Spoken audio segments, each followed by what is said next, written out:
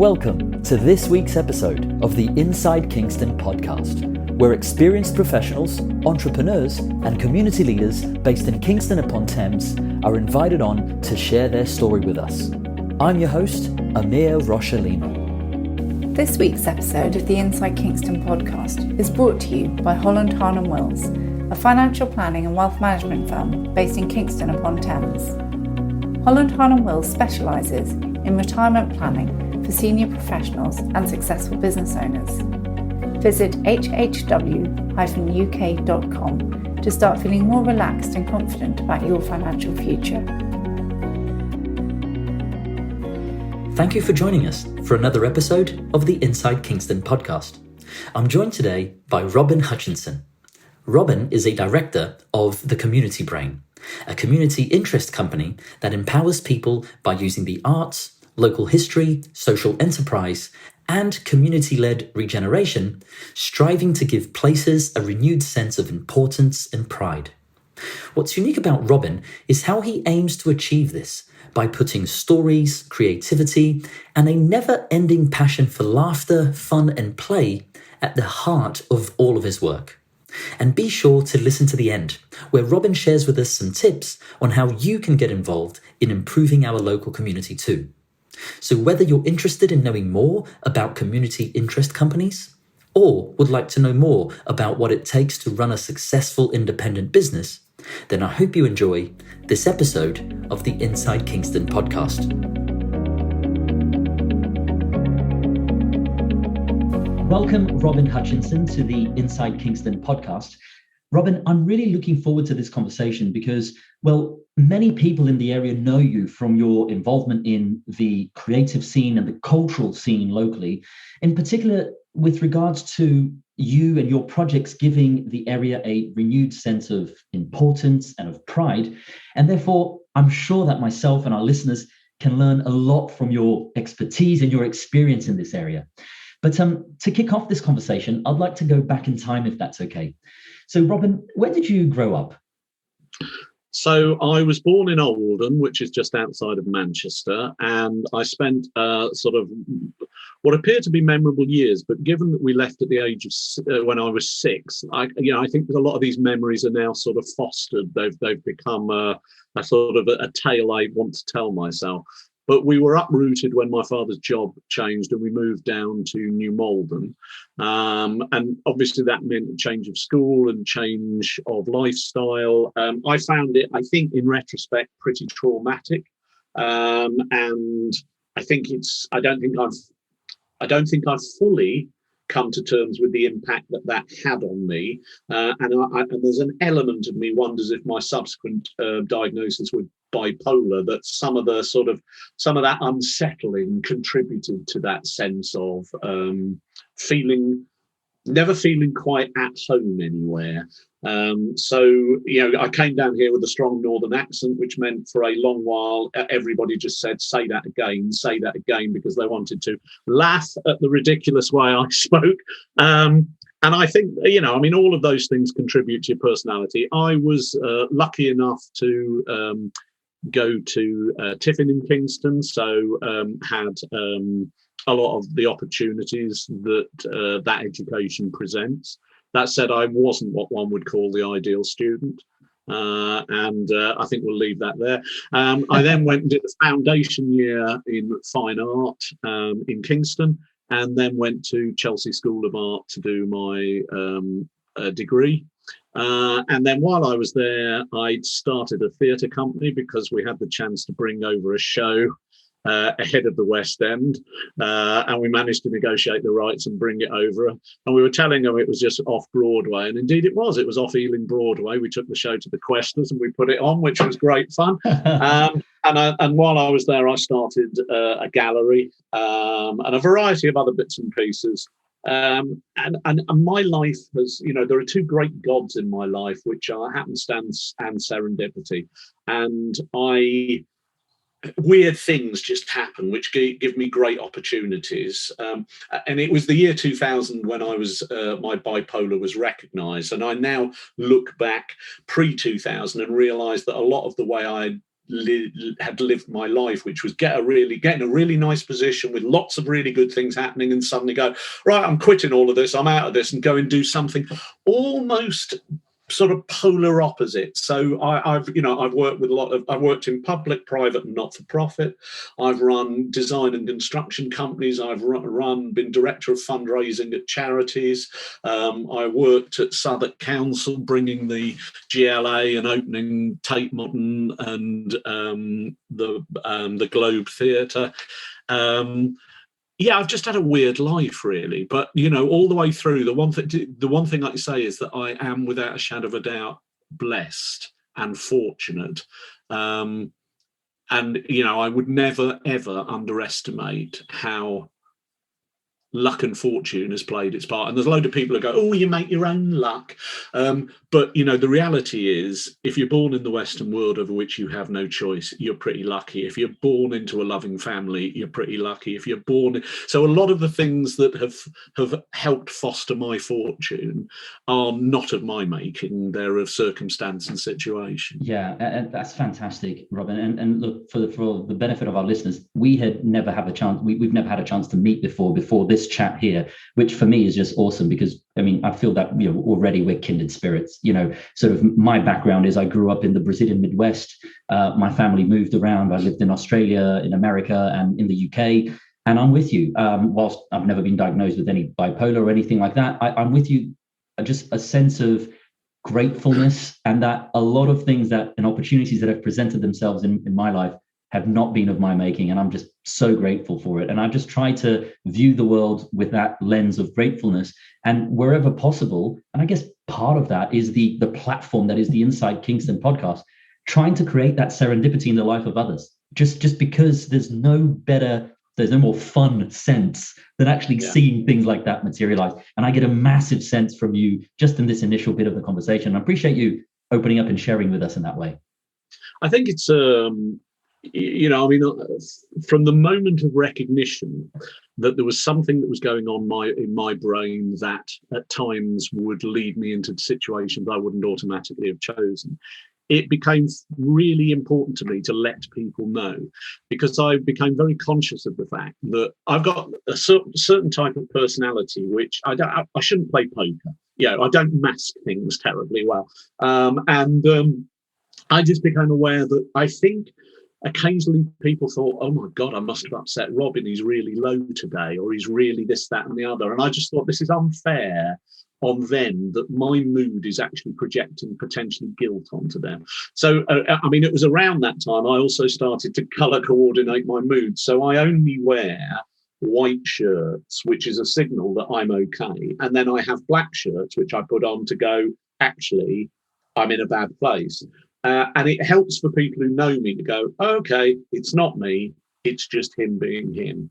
And the weirdest bit was, when I was diagnosed, I genuinely thought that I was a pretty even type of personality. I'd gone into, it was Guide Dogs for the Blind at the time, and I've always started early wherever I work.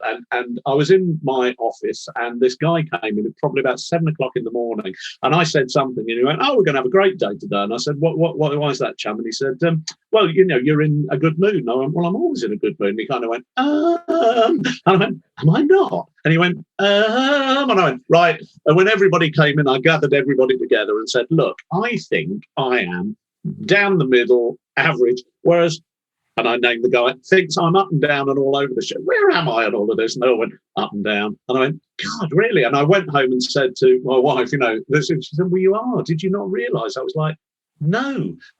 All I knew was I didn't fit in any. But because I talk about it, the vast majority of people will say either I can empathise with it or I have some of that in me. And I just think it's such a relief when we all admit to each other that we're frail and we're frightened, and there are times when our confidence is robbed from us and decision-making becomes hard. And I think the hardest game is when everybody tries to play macho on it all and just pretend that, I'm in charge. And we've got, because, I've had the great fortune to sit on PLC boards, to manage large organisations. And the reality of it is, we're all having a go. There's nobody who knows it. We're all having, but when it works well, is everybody's honest in we're taking the best decision we can make within the context of the knowledge that we have, and not that stupid certainty, because we're always flying. Yeah, I like that a lot. And especially when we get to hear that from friends and family and from community leaders like yourself, Robin, because for me, the way I see that is there are many concepts that I in my mind, were just inbuilt, given that I grew up in a Portuguese-speaking language world, and some other concepts that are sort of broadly more sort of Anglo-Saxon based. I discovered those concepts as I discovered the language, and that's what you're saying within the same language. It doesn't matter if you grew up in English or not. Is you hear somebody say something in a way, and suddenly you go, oh, yes, I can see a little bit of that in me, or a lot of that in me. And suddenly the concept becomes concrete in one's mind. So that's super that you shared that with us. And Robin, of course, the main point of our conversation here today is because I really want to explore further with you this concept, this community-led company called the Community Brain. And I know that there's many threads in there that we'll get to pull throughout this show, but just to sort of bring the conversation to the present, could you tell us a little bit more about this concept and this thing that is the Community Brain? Yeah, sure. So the Community Brain was founded on a couple of principles. One is that everybody is brilliant if they're given the help and support to be brilliant. And the danger that we have is there's a wonderful, I imagine most people will have seen it by now, because I think it's the most popular TED talk, but it's a guy called Sir Ken Robinson, and he's talking about how we educate creativity out of children. And if you haven't watched it, it's 20 minutes, just give a little time to it. Some of it's dated slightly, some of the language, but the content I think still is magical. And we then go on to say, if we educate creativity out of children, we then de-skill adults at work, that actually people are brilliant and capable of amazing things. And our desire to manage means that more often than not, we're not getting the best out of people, which of course is the most, all the companies that say, oh, people are our most important asset. And you think, you say it, but you don't truly believe it, do you? Because actually you've robbed them of their confidence. You've taken away their decision-making ability. You're basically putting them in a situation where they are just pushing tins across their desk. And so we've always been about creating what we call playgrounds for adults. Where do we make these safe places where adults can come together and remember that they do have passion and energy and talent, and rediscover those things? The parallel we draw is most of us as a child at a certain point in the playground put our coats on our heads and ran believing we could fly. And actually we can fly, but it is in our mind and it is with ideas. So we've got this everybody's brilliant. And then there's another thing which we have to be careful how we say it, but it's called permission to be brilliant. And that comes about because the number of people who come up to us and say, do you know what I've always wanted to do? And the answer is invariably no. And they go, I've always wanted to do this. And you go, well, you should do then. And they go, oh, thank you so much. And what have we done to people that they need permission from somebody outside of their life to tell them it's okay to be themselves and to follow that passion? So 10 odd years, 11 years now, when we started the Community Brain, I've always been doing sort of this sort of, and I will say words like nonsense, because I just find it easier to think what I do is rubbish rather than give it any credit. So I've been doing this sort of nonsense for years and years and years and years. And so was behind the building of the Rose Theatre with others and Creative Youth, the International Youth Arts Festival. But the Community Brain came about in a real fascination, which was, I used to say to people, what do you love about Surbiton? And they'd invariably go, oh, it's brilliant, Robin. 16 minutes to London, 16 minutes to the countryside. And it struck me one day, if you describe where you live by the speed you can leave it, there's a really interesting piece of psychology going on here. And what could we do that would enable people to go, come to us this weekend. We're only 16 minutes from Waterloo. Oh, come to us because we're only six. And it was, of course, representative of the nature of suburbia, which is the vast majority of people, or a lot of the population, travel into the centre to do their work.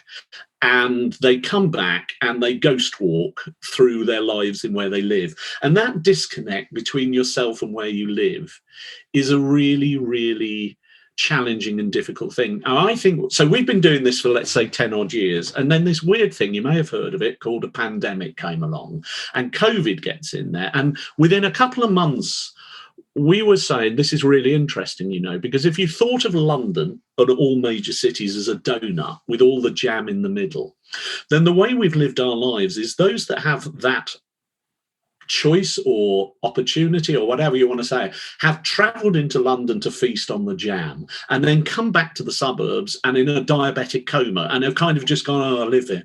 What COVID did was suddenly reinstate people's relationship with where they live, exploring green spaces, exploring the high street, beginning to understand the heritage. It has so there's an opportunity at the moment to spread the jam and actually make the suburbs what they always truly were, but we've never said, places of invention and creativity.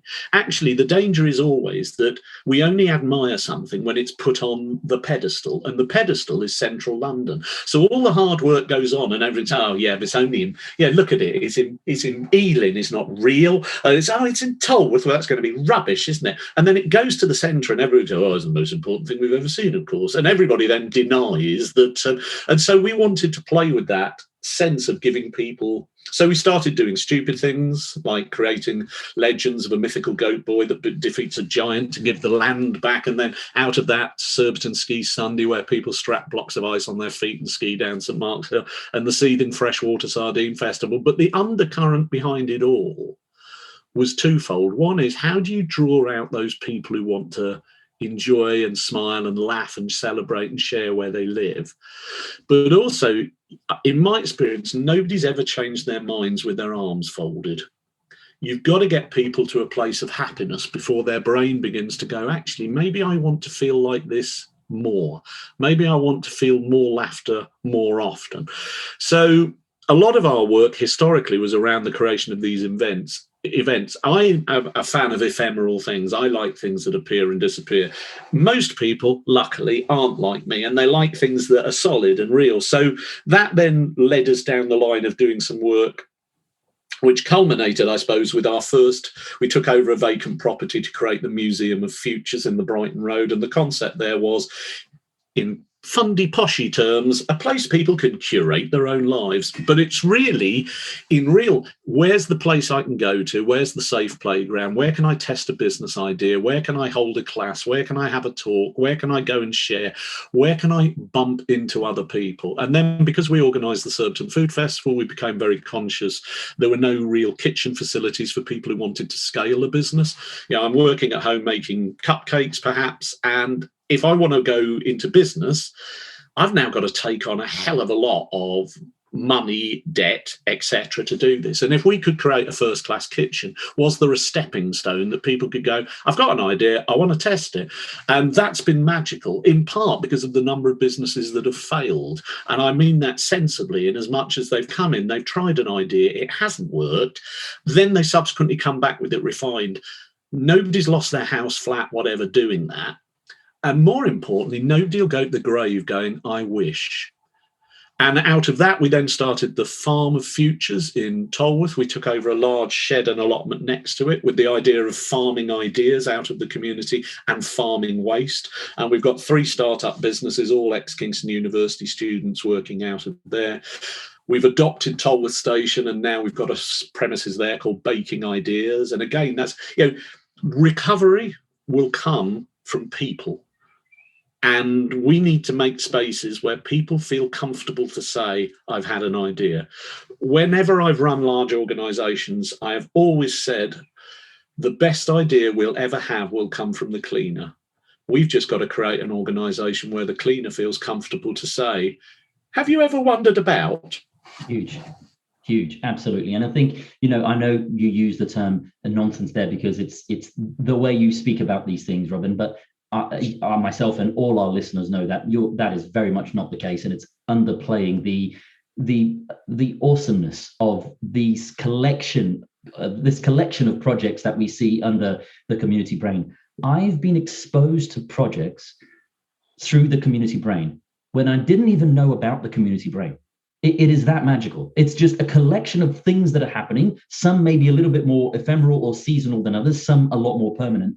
And I'm sure that our listeners are going to recognize at least one or two of these things that you've mentioned just in that bit of exploring the community brain further. So I think it's really great. And I love the way you talk about it as stepping stones to bring laughter, which effectively is the maiden of happiness for that person or that group of people to try things out, not go to their grave with the what if, and also not lose their house or their flat along the way. And who knows, it might be that is just a side hobby that they can take further from their own kitchen. It might be that it's something bigger and actually becomes one of the main veins of income for that household. I think that's superb. And there's one project in particular which I like, and I think I'm a little bit biased because, as I said before, I grew up in the Brazilian Midwest, which is ShedX. I wouldn't mind if you could just explain a bit more the idea behind ShedX and how that sort of develops into other things for the people that are part of it. So ShedX is kind of beautiful because it has, there's a lovely expression, success has many parents, failure is an orphan. And the reality of true success is it's owned by loads of people. And we refer to most of our projects as batons, that they never rest in our hands long enough for us to believe they're ours. They always need to be passed to others so that they feel a share in it and also they can run off in the direction that they want to run. And we do an annual community survey, and we do it for two reasons. One is actually let's find out what people are thinking, let's find out how they're responding. But when we first did it, it was primarily, look, are we just playing for ourselves here? Are we having this wonderful time and thinking we're doing wonderful things, and actually the rest of the world's going, what a load of old. And so it to me particularly, it became really important that we get a sense check on it all. And as we did this, a couple of years running, suddenly there were people going, why can't Tolworth have any of this? Why does Tolworth never feel like this? Would you come and play in Tolworth? And on the principle of the two gods of serendipity and happenstance, as we're kind of almost reading this, the phone went, and it was a guy who said, do you want? And I say yes before I've heard the end of that sentence. Generally, everybody who's ever worked with me goes, oh, for God's sake, don't say, do you want to Robin? Because he'll say yes. And then we'll end up, how the hell do we store 600 cinema seats or whatever somebody's just said? And he said, do you want? Yeah. A shed in Tolworth. It was like, oh yeah, definitely. And when we went and saw it, it wasn't a shed. It was the old Tolworth Allotment District Society's shed. So a big shed the size of an allotment and an allotment next to it. And that kind of gave us the first footing in Tolworth. Now, I was a councillor representing Tolworth I kind of, Tolworth is a part of me. But interestingly, of course, as years have gone by, when people said, where do you live? Because we're border Surbiton, Tolworth, I go Surbiton, because that's where my affections have been moved to. ShedX started with this idea of, first of all, celebrating green spaces and the allotments. And, I don't know, in the old days, basically, when somebody built a shed on an allotment, they were ahead of the curve. They were recycling, they were using old materials. If they bought a packet of screws, they'd failed. But what you actually saw, I think, were bespoke pieces of folk art. Everybody became the engineer, the architect, the designer, and there's their shed, which meant that allotments were filled with personalities. Then suddenly you can buy a flat pack for 80 quid from B&Q, and other stores. That personality begins to kind of be robbed out of it. And there's a metaphor there around actually what happens in our high streets and what happens in regeneration, full stop. But we'd gone like, wow, this is amazing. And there was one shed there that was actually, I just thought it was stunning. And we got involved, Kingston University MA architecture students involved, and kind of said, come along, play, diddly-dee, fantastic, energetic, bright, young, brilliant minds. And we said, we want to make an exact replica of one of the sheds on this allotment, but as a flat pack so it can go up anywhere. So we saved this shit. And basically went, go choose you go out, and they did a mapping exercise of all the sheds. They drew them, they measured them. We've got this fabulous document of all of and the option was choose the shed that you think we should build. And I was really thrilled when they came back and went, it's that shed. And I haven't said I love this shed, but it was kind of like, thank you, Leffy, our little goat boy, that's fantastic. And sure enough, they built this replica of this shed down to every bent nail, every screw, every what's it. And miracles happen I think there's a positive energy that enables things to happen. And suddenly we've got this, and we got a grant from the Heritage Lottery Fund. So we'd started doing oral histories with people from Tolworth on allotments and other areas, talking about why gardening, growing, etc. was good for them and how they felt about it. And there were some really interesting findings around multiculturalism and mental health and relationship to soil, etc. But we ended up putting this shed in the Victoria and Albert Museum for, I think it was 5 weeks, in this quad there. And it played the oral histories of these Tolworth people there. And it looked superbly out of place. I mean, it was just perfect. This tatty, glorious shed against the architecture and collection of the V&A. But people from Tolworth went to the V&A to see it. Wow. And they went when we asked, because we were there and said, oh, yeah, no, we're from Tolworth, we've come to see it. And it was like, have you ever been to the V&A before? No. Why would we come to the V&A? What they were coming was the recognition that Tolworth had its place. It then went to the Hampton Court Garden Festival. It won a silver and a gold medal. It went to the Garden Museum. But the biggest, that's a nonsense compared to the real thing, which was putting a little bit of pride around the story of Tolworth. So Tolworth was lovingly described by the Evening Standard as the scrag end of the Royal Borough of Kingston upon Thames. Now, I kind of think we should have it on the road signs. Welcome to the scrag end of the Borough of Kingston. Because actually, when you look at what the greatest chefs in the world are doing now, they're taking the worst cuts of meat and produce the most brilliant dishes. And why should regeneration always be about making a place a sirloin steak? Why can't it be about celebrating the attributes, the diversity, the histories of a place and making... So Tolworth... The ShedX Growing Ideas was about this liberating people to talk about their stories, tell their narrative. And it's achieved far more than we could have ever hoped. I mean, when we first started, we had the top of Tolworth Tower. We had 300 plus residents, plus university students, plus college, plus local schools, plus they came to the top of the tower, and a good 90+% said, God, I didn't realise it was so green over there. Look over there, that's so green, isn't it? And it's like, where do you live? Down there. Oh, I'll never cross the A3. Wow.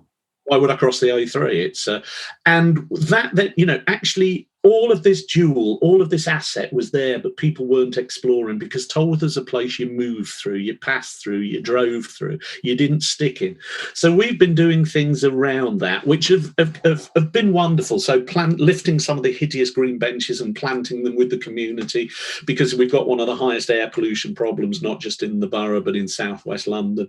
Wayfinding to Tolworth Court Farm Fields, encouraging people to go and explore and appreciate, because as David Attenborough said, we can't care for something we don't know about. Yeah. And and without sounding daft, COVID has helped us in terms of actually people are exploring and they are developing that relationship, because green space is under threat.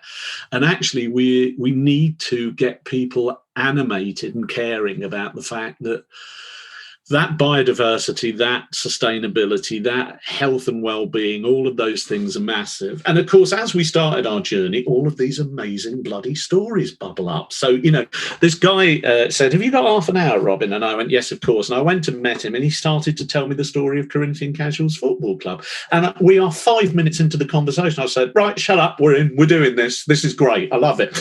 And he just explained to me how this tiny amateur football club in Tolworth had an impact on world football that you couldn't, if I'd have made it up, I'd have gone, tone that down, that's such rubbish. So it was a player from Corinthians who took the first 2 footballs to Brazil.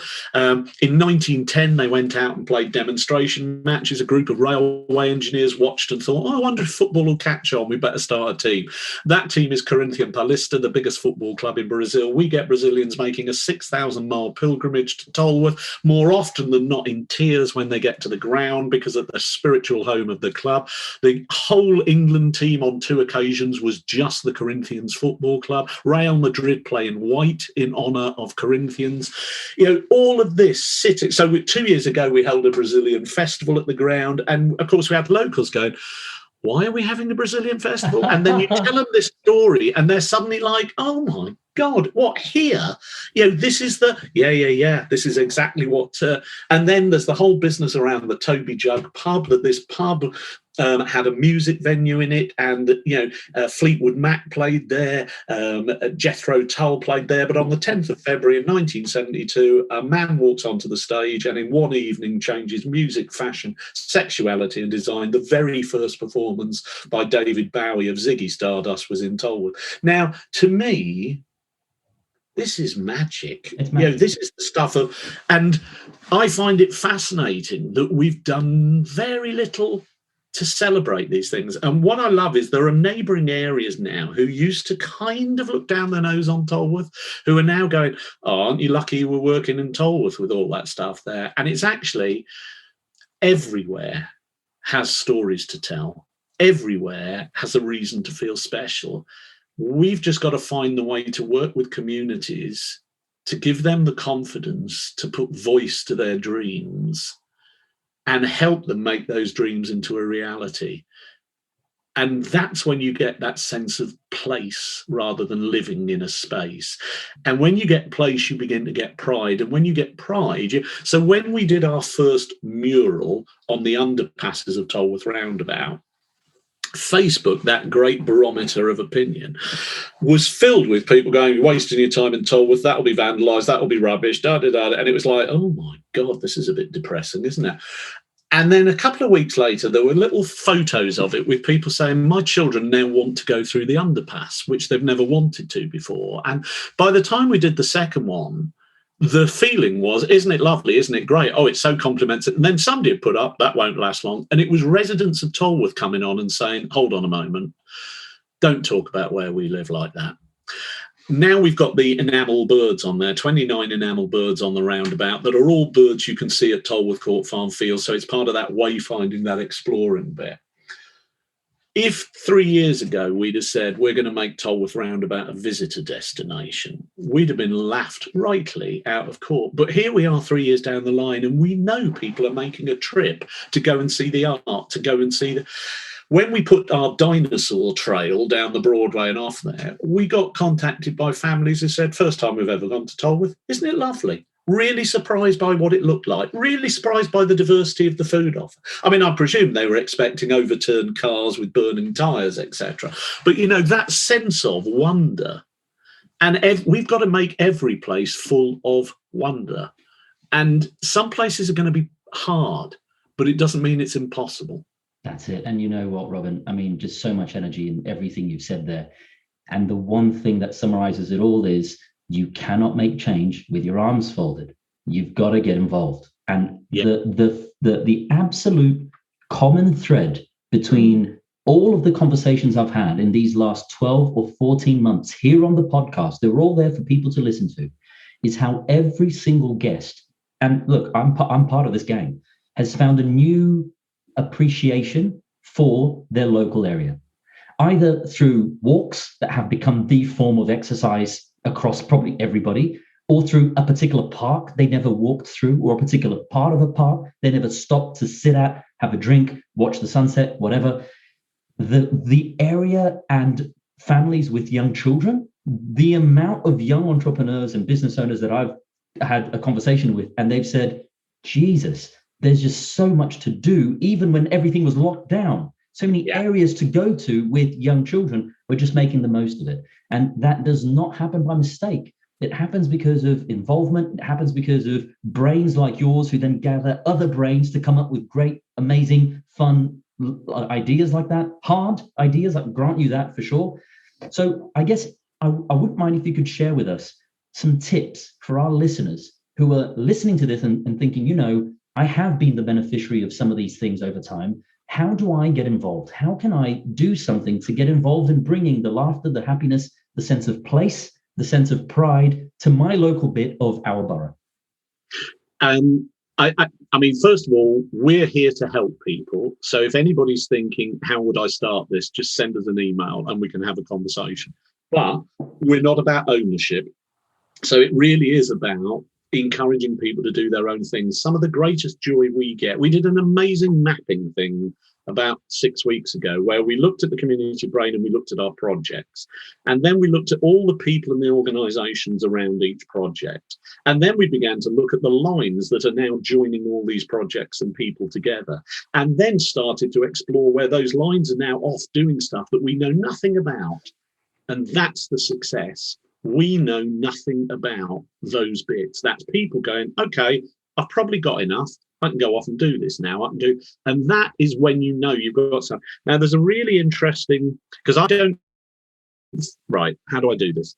When we looked at this, I called it a spider graph because it just looked like spiders had run all over it with ink on their feet.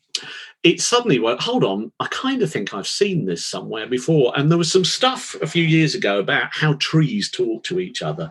And basically the root systems of healthy plants have a thing called mycorrhizal fungi that grows off the roots. And that mycorrhizal fungi increases the level of area that the plant, tree, shrub can take nutrients from and water from, etc. And it's a brilliant harmonious relationship. Now, interestingly, when you fertilize a plant, you kill the mycorrhizal fungi. This is a naturally occurring thing.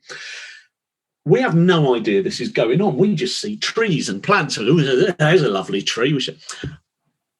We drew a parallel between trees and projects, that actually projects grow well when they are rooted in the soil of that community. And the way large organizations tend to work is going, oh, look, there's a rundown area. Let's put a tree in the middle of it. And then they get really surprised that the tree keeps dying and they keep having to fertilize it, put more funding in. But the reality is what's happened is the community have never engaged with it in the right way. So it's absent. So we kind of think what we need to do is be the aerators of soil, that actually we need to lift the soil to allow the sunlight and the rain and the goodness back in, and therefore allow the communities to say, this is what I want, this is what I'd like to do. So, you know, to me, in the first instance, look at do what you want to do. It is about success having parents. So talk to people. Don't hold things into yourself. Just let them. You will get, and this is the horrible bit, you'll get negativity and you will get knocked back, and you'll get some people who, you know, we wanted to do that. And it's kind of like, well, yeah, did you do it? No. Okay, right. Well, why don't you join in with it? No, we're not going to join in because we were going to do it. It's kind of like, okay. Journeys like this, you've got to somehow create a journey where people can get on and off at any point. We get a lot of people engaged with us with mental health issues, and they can just be there and all active and then disappear completely. And the key is that when they come back, if they come back, is nobody says, where have you been? You just say, hey, great to see you. Because actually that's all we can do. The model of volunteering has had to change dramatically, because the old model of, you know, Rotary Roundtable, WI Church, etc. It's great, but not everybody can give up every Wednesday to do something. Quite often now, we've always said there are very few people running around the streets shouting, let me be the treasurer. But, you know, actually, we've got to make places where people can just engage for a moment. And if they find joy, they'll come back. But it might be that was the only battery charge they needed to bounce them off to jumpstart another part of their life. Yeah, I like that a lot. I really do. And I encourage our listeners here who are interested in knowing more to go onto the Community Brain website. The link will be on the show notes, and engage with either one of the many projects that are out there already, or maybe email them or call them with an idea of your own to get the empowerment through this energy that you're hearing here from Robin, to be able to just go on your own. I had a lovely moment just before lockdown where a woman came up to me in the street and said, are you Robin Hutchinson? And that's never a good sentence in my life. So I'm thinking, I can't deny it. So I had to go, yes, 3 of us have got a business idea. We'd love to talk to you. Would you? I said, okay, I'll happily do that. But if you can just give me a clue, I'll see if I can draw together other people who might be able to listen and help. And the person was quite sort of like, oh, I don't want to give away any IP on it. And so I said, well, I can't really help unless you're going to, you know, as they say, projects run at the speed of trust. And, you know, let's And anyway, I think I managed to get about 6-7 people together, and they came to the Farm of Futures and said, look, this is our project. And everyone's like, it's a really lovely project. They said, but what we're going to need, and started a list. And one of the guys that was there just said, I can do that for you. And they were clearly sort of like, okay, that's great. How much will they? Said, no, I'll do it. I'll do it for free because I believe in what you do. And another person said, you're going to need this part of it all. And it was like, yeah, we can. And they said, we're going to need premises. We're like, Crimes at the moment, we've got premises. If you want to trial it in those premises. But the bit that fascinated me was at the end, they said, this has been so lovely because 3 months ago, we went to a business advice thing. And we all left believing we'd never do anything because all they listed was all the ways it could go wrong. And what you've done is said all the ways it can go right and where you can be our safety net if it isn't going to. And I just think coming out of COVID, we're going to need that. We're going to need those safe playgrounds where people can come. So it isn't, for people who want to join, there's opportunities to join. But for people who just want to say, I've had an idea. And we can't promise anything more than sometimes, even just by talking to somebody about an idea, it becomes slightly more real. Yeah, I like that a lot. Robin, on that same vein there, what are some of the key business lessons that you've learned throughout your life? Well, surround yourself with brilliant people, I think, is the first thing. If you can, get people who, it's almost in a proper structured workload, never hire anybody who couldn't replace you. So always look for people who are better than you are. Don't, the worst of management is taking on people to be managed. Actually, what you want are people where I always used to say to people, come into my office when we need to open champagne. Come into my office when I need to know something's gone terribly wrong. But for 90%, don't come in the office because what are you going to tell me? You're doing your job. Why do I need to know you're doing your job? I expect you to do your job. Do the bits that are. And so to me, the big lesson is to try and remove boundaries. Describe to people the land you want to get to and let them work their route there because they will always take you to places you can't imagine. I don't think I've ever had an idea where I've said, this is it, and people have delivered it and then been satisfied because actually the joy comes when they go, you said you wanted that. Well, actually, we think it's this. And you have to let go of pride and just go, oh, God, you're right. And now part of it, I think, is that letting people go, letting people be brilliant. That's not them, letting them off. It's just letting them find their way. Again, my brother was a head teacher. He said, I don't understand why we set homework. If we can't teach them what they want to know within work hours, school hours, why the heck, actually, there's an element in that. If somebody is having to work late every night, there's something very wrong. If they're staying late because they're doing something they're passionate about, that's fabulous. I like offices and places where people are laughing. I've found the best work is always done in an atmosphere. Nobody does something well in fear. Nobody ever feels better about themselves when they're intimidated. So finding those spaces is important. I kind of think that's so I've always said surround yourself with brilliant people. During the last 2 years, there's an element of which goes, actually surround yourself with people who are flawed. Because in a kind world, everybody will cover for each other's failure. And actually, I can spend a day doing an Excel spreadsheet. And at the end of it, I kind of feel, wow, look at me, I did an Excel spreadsheet. Somebody who can actually do them can do them in an hour. And all I've done is shown to myself that if I really put my mind to it, I can find something difficult, doable. Actually, that's not what great teams do. Great teams go, Robin, why don't you go and do what you're good at, which seems to be wandering over into the distance and being stupid, while we get on with the stuff that needs to be done. And I am absolutely blessed, both at a family level and with the people that I engage with, that there are remarkable people who make things happen.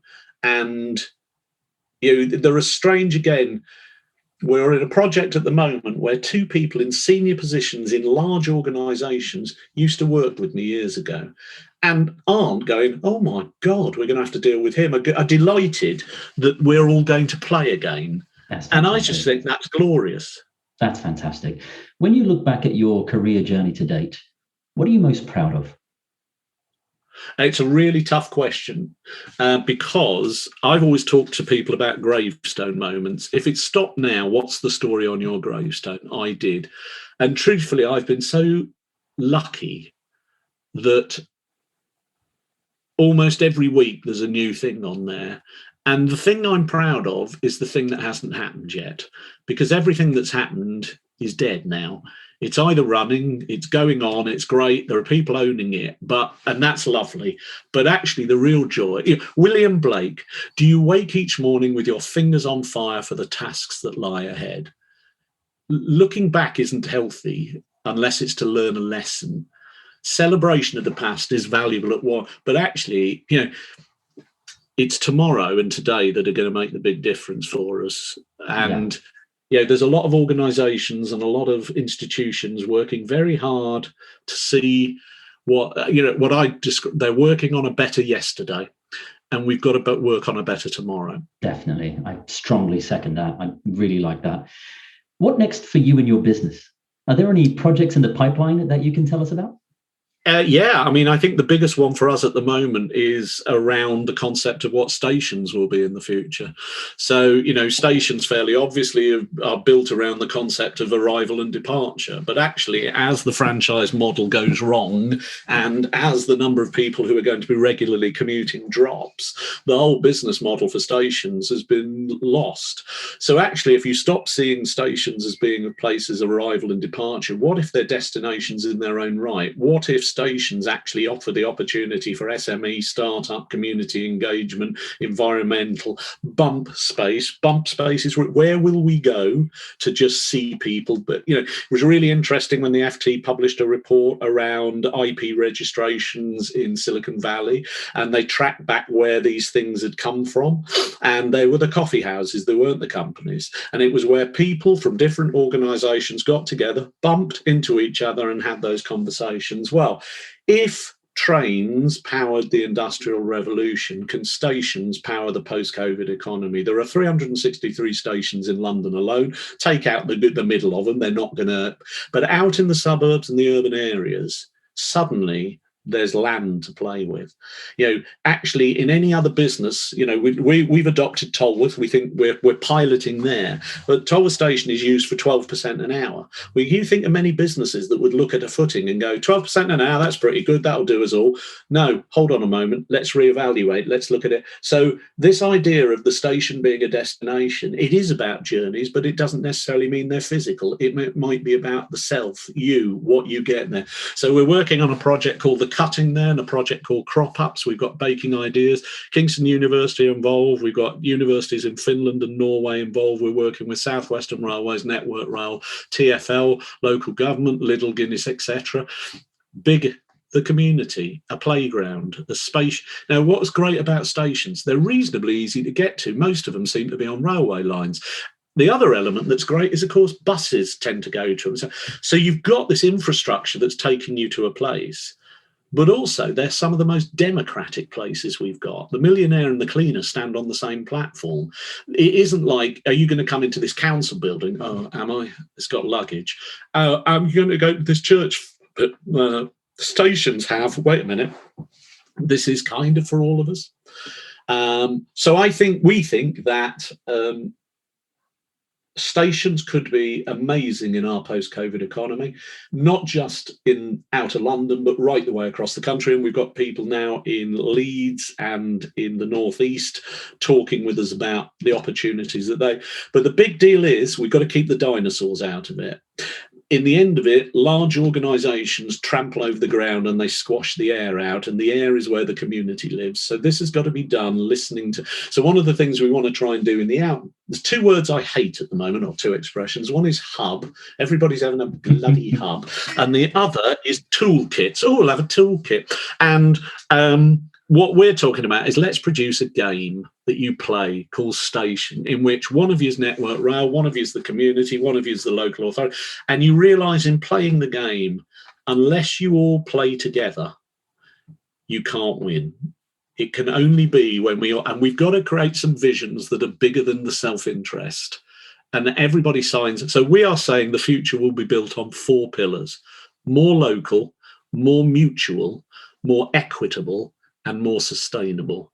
And those 4 pillars we all need to sign to and look at our projects and ideas and say, is this for us or is this for everyone? And actually, if it's for everyone and we don't quite get everything we wanted, well, maybe that's good. Exciting times ahead. Amazing, mate. Amazing. Come and play. Come and play. Come to the station when you feel secure and safe. Come and see the space. Then go to other stations and start looking and thinking, hold on. The minute somebody says, look at something in a different way, as you said earlier, a phrase or whatever, and you suddenly go, oh my God. I mean, it was only in the last 5-10 years I realised that breakfast was break fast. And I felt a revolution. Yeah, it was like, oh my God, how have I lived so long? To me, that's the real joy, that suddenly somebody accidentally puts a sparkle on something and you look at it and you go, wow.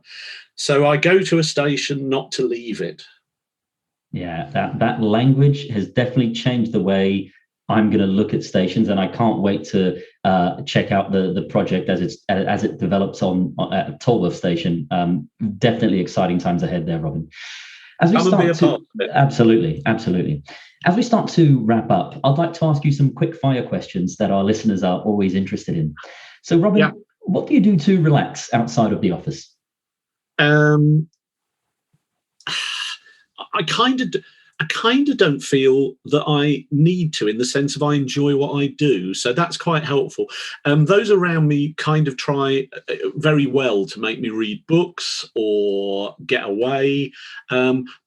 But I don't seem to have. My wife and I, we managed to get away for a couple of days last week, I think it was, or the week before. And I felt for the first time in a long while my brain go into neutral. And it was a very weird feeling, because it switched off from thinking around work and other issues. But I realised in neutral, it actually really struggles to be. I was kind of like, what day is it? Where are we? So I think, like a shark that needs to swim to keep going, there's a part of me that needs to keep thinking to know I'm alive.